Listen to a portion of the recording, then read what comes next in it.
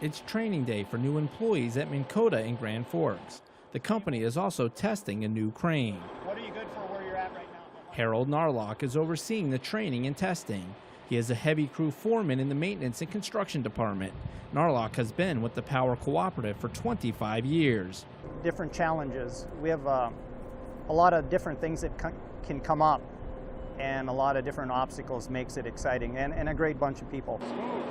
From being the trainer to the trainee. You'll be the primary, you just respond to the A few times each month, okay. Narlock exchanges his safety vest for a bulletproof vest. I always had an interest in law enforcement. For the past 2 years, he has served as a reserve deputy with the Grand Forks County Sheriff's Department.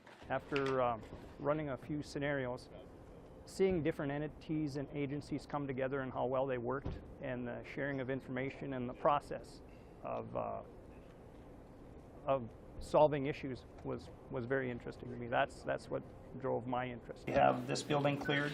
Narlock is one of 6 reserves with the force, which has 32 paid deputies. To maintain their status with the department, a reserve deputy must work at least 1 shift a month. The beauty of the reserve program is having the ability to jump in whenever our schedule would allow.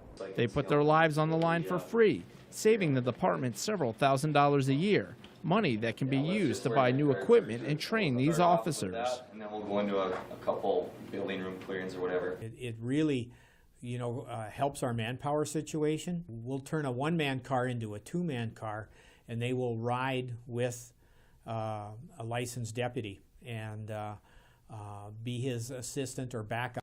Reserve officers are always paired with a full-time deputy and never work alone. Assignments are usually low risk, like extra patrols at the racetrack or street dances.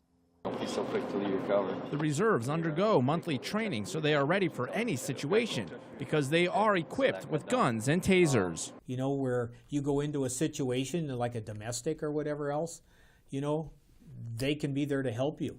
Otherwise you'd be there by yourself. And your backup unit could be like 20 miles away. So, it gives you somebody that's there right now to take care of whatever situation happens right now. Reserve forces have been used across the nation for decades. I'm sorry. But many were unaware these officers existed until a deadly encounter involving a reserve deputy in Oklahoma earlier this year. He accidentally shot a suspect after he mistakenly grabbed his gun instead of his taser during an arrest.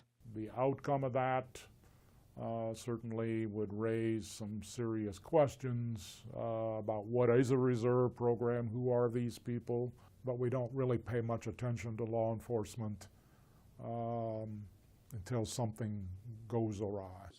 Dr. Michael Meyer, a criminal justice professor at the University of North Dakota, says these types of officers have long played a critical role in rural states like the Peace Garden State. You need support for certain kinds of events, certain kinds of occasions, but it's not a full-time demand.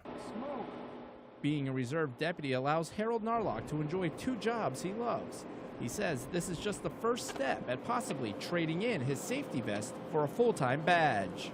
It's not something you just drop everything and go into a whole different field. I'm curious to see where it goes. I do have possible interest in the future of getting a little bit deeper into it.